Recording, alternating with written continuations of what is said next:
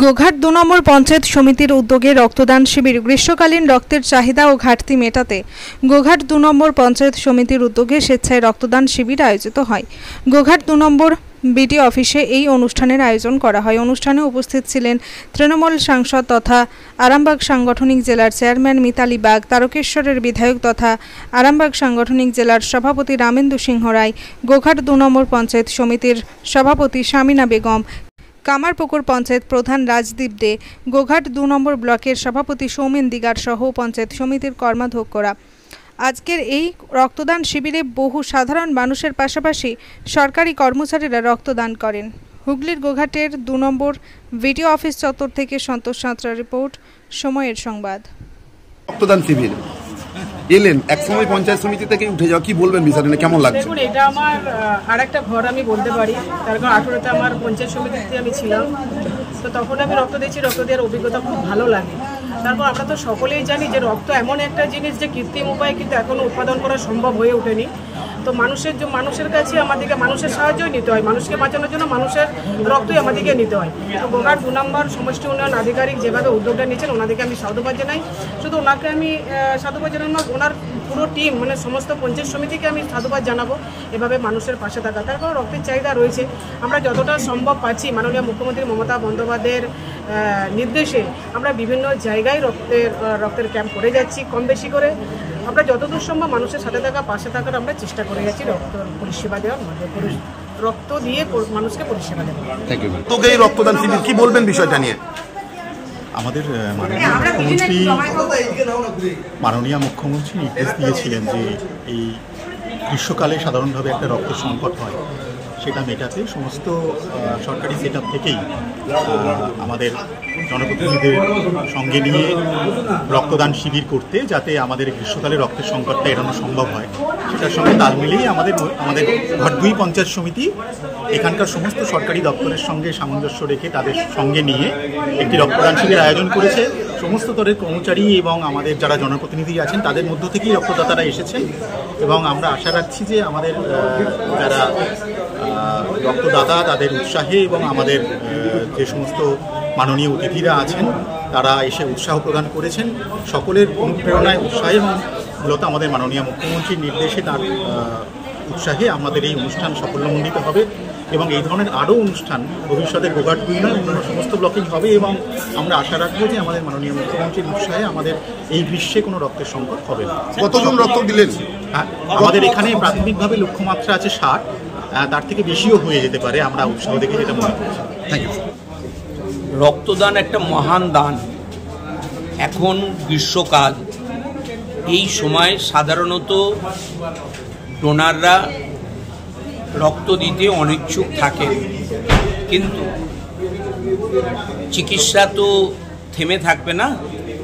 তাই এই সময় যাতে ব্লাড ব্যাঙ্কগুলোতে রক্তের অভাব না হয়, আমাদের মাননীয় মুখ্যমন্ত্রী পশ্চিম বাংলার প্রত্যেকটা বিডিও অফিসে একটা করে মেসেজ দিয়ে, যাতে বিডিওর অফিসে যারা আধিকারিক আছেন এবং পঞ্চায়েত সমিতির সভাপতি, সহকারী সভাপতি, কর্মাধ্যক্ষ, অন্যান্য মেম্বার যারা আছেন এবং গ্রাম পঞ্চায়েতের প্রধান, এদের মধ্য দিয়ে যাতে ১০০ করে ডোনার রক্ত দেন, সেই মেসেজ আসার পর আজকে গোঘাট ২ ব্লকে এই রক্তদান শিবির সকাল থেকে শুরু হয়েছে। প্রায় শেষ পর্যায়েতে এসেছে।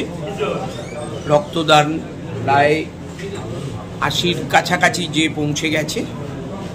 এটা এই গ্রীষ্মের দাবাদয়ের মধ্যে মুমূর্ষ প্রাণ বাঁচাতে এই ডোনেশন করা রক্ত খুবই কাজে লাগে।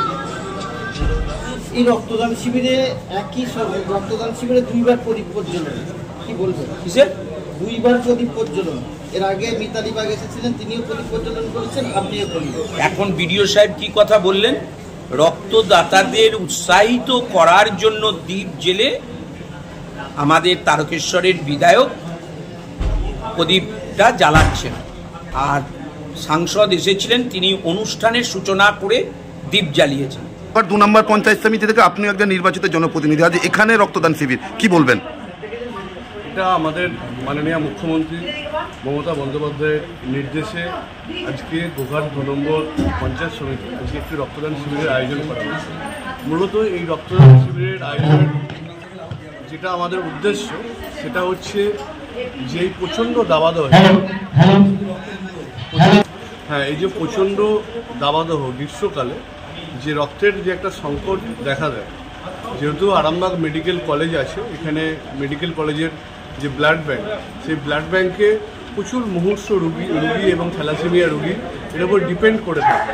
এই আরামবাগ যে মেডিকেল কলেজ, এই মেডিকেল কলেজ এই হুগলি জেলার আরামবাগ মহকুমা ছাড়াও পার্শ্ববর্তী যে জেলা আছে, যেমন বাঁকুড়ার একটা অংশ, হাওড়ার একটা অংশ, মেদিনীপুরের একটা অংশ, এখানে এই ব্লাড ব্যাঙ্কের উপর ডিপেন্ডেবল, যার ফলে এই গ্রীষ্মের দাবাদহে একটা রক্তের ক্রাইসিস দেখা দেয়।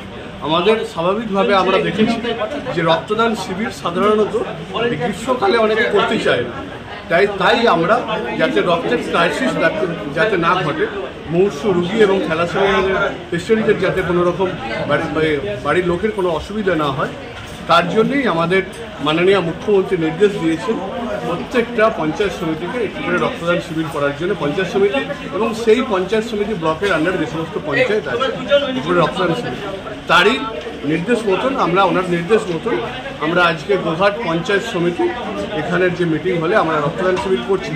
দেখতেই পাচ্ছেন এখানে যে সমস্ত পঞ্চায়েত সমিতি এবং ব্লকের স্টাফ এবং জনপ্রতিনিধি যারা আছে তারা প্রত্যেকেই রক্তদান করছেন। এরপরে আমরা পরবর্তী পর্যায়ে আমরা এই ব্লকের প্রত্যেকটা জিপিতে আমরা এই রক্তদান শিবির করব।